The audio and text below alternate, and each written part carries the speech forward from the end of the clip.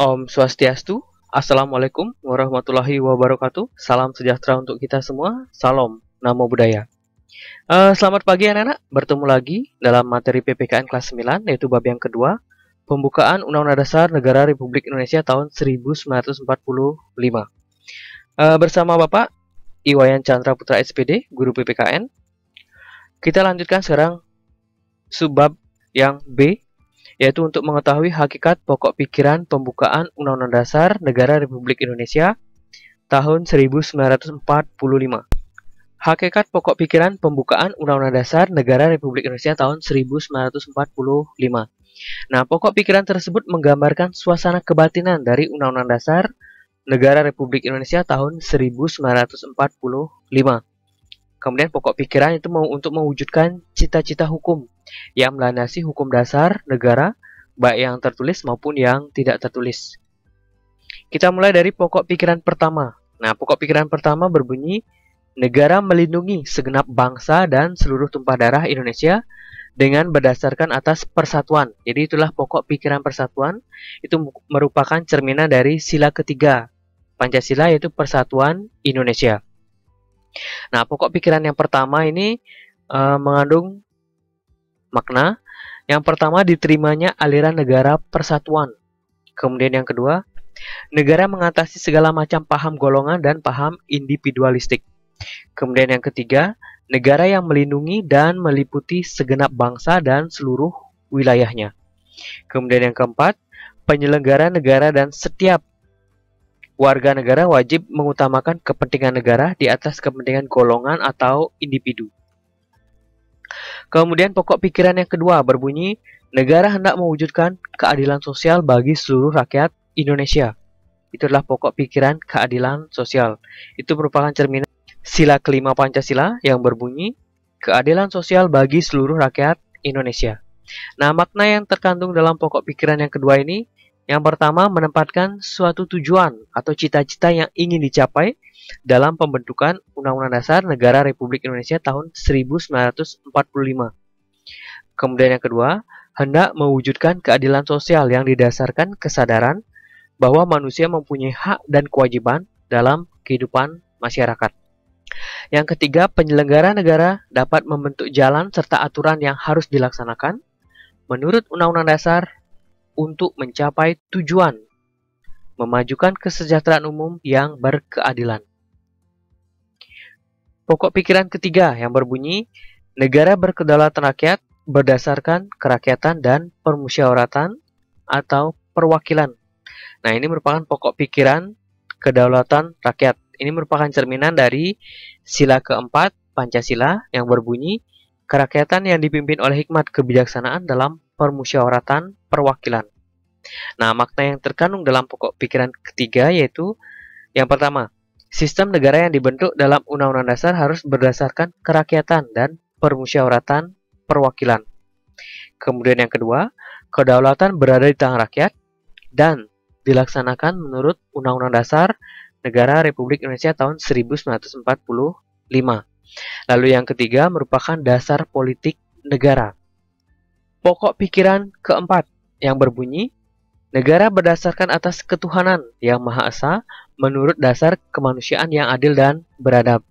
Itu adalah pokok pikiran ketuhanan dan kemanusiaan.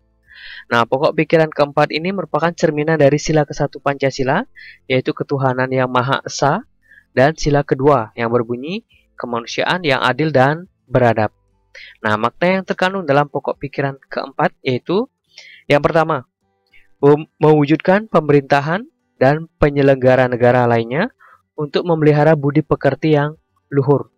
Kemudian yang kedua, takwa kepada Tuhan yang Maha Esa menurut dasar kemanusiaan yang adil dan beradab dengan menjunjung tinggi harkat dan martabat manusia atau nilai kemanusiaan yang luhur. Nah, tabel hubungan antara pembukaan Undang-Undang Dasar, pokok pikiran pembukaan Undang-Undang Dasar, dan Pancasila. Nah, pembukaan Undang-Undang Dasar terdiri dari 4 alinea.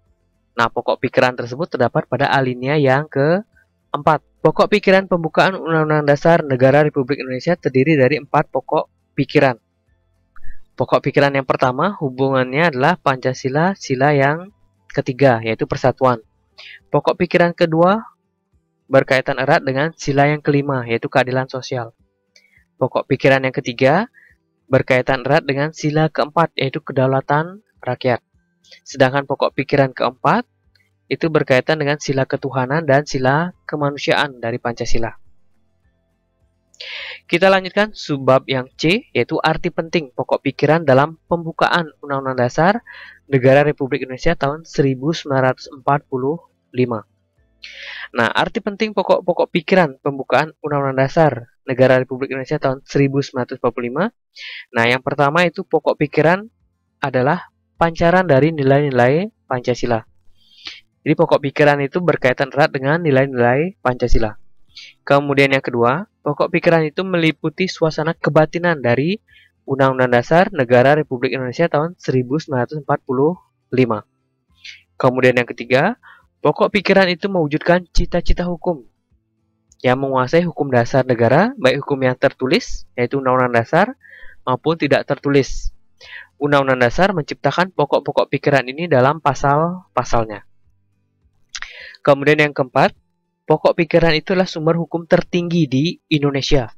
Sebagai sumber hukum tertinggi, maka pokok pikiran itu harus dijalankan dalam peraturan perundang-undangan yang berlaku di Indonesia. Contohnya dalam ketetapan MPR, undang-undang, peraturan pemerintah, dan sebagainya. Jadi dapat disimpulkan bahwa pokok-pokok pikiran yang terkandung dalam pembukaan Undang-Undang Dasar 1945 adalah sumber hukum tertinggi.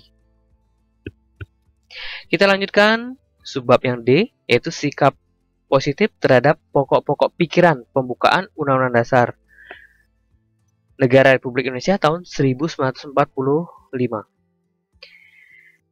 Sikap positif terhadap pokok-pokok pikiran pembukaan Undang-Undang Dasar Negara Republik Indonesia tahun 1945. Nah, yang pertama itu yang harus kita lakukan adalah mempertahankan kelestarian pokok-pokok pikiran itu dengan cara dijadikan pegangan hidup dalam kehidupan bermasyarakat, berbangsa, dan bernegara. Kemudian dengan tidak mengubahnya. Lalu yang kedua, dengan cara mewujudkan pokok-pokok pikiran dalam kehidupan sehari-hari, dalam bermasyarakat, berbangsa, dan bernegara. Serta lembaga negara, lembaga masyarakat, dan warga negara wajib memperjuangkan pokok-pokok pikiran itu menjadi kenyataan. Jadi dapat disimpulkan, sikap positif terhadap pokok-pokok pikiran pembukaan Undang-Undang Dasar Negara Republik Indonesia tahun 1945 adalah mempertahankan serta mewujudkan dalam kehidupan bermasyarakat, berbangsa, dan bernegara. Sekian pembelajaran kita hari ini. Sampai ketemu dalam pembelajaran selanjutnya. Bapak akhiri dengan Paramasanti. Om Santi Santi Santi Om. Assalamualaikum warahmatullahi wabarakatuh. Salam sejahtera untuk kita semua. Salam Namo Buddhaya.